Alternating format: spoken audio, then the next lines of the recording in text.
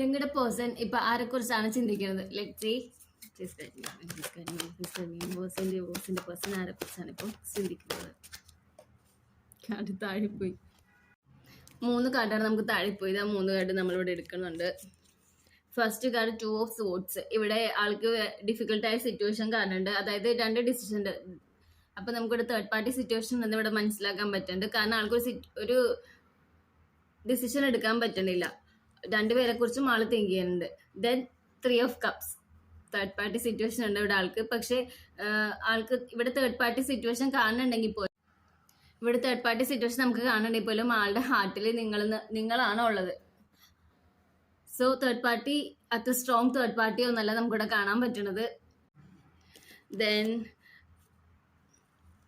Then lovers കാർഡാണ് വന്നേക്കുന്നത്. So ഇവിടെ ഒരു ട്രൂത്ത് എന്താണെന്ന് വെച്ചിട്ടുണ്ടെങ്കിൽ, ഒരു സിറ്റുവേഷൻ വന്ന് ഒരു ചോയ്സ് എടുക്കേണ്ട സമയത്ത് ആള് നിങ്ങളെ ആയിരിക്കും സെലക്ട് ചെയ്യേണ്ടാവുക. സോ തേർഡ് പാർട്ടി എന്ന് പറയുന്നത് മീൻസ് അവരുടെ കാർമികമായിരിക്കാം.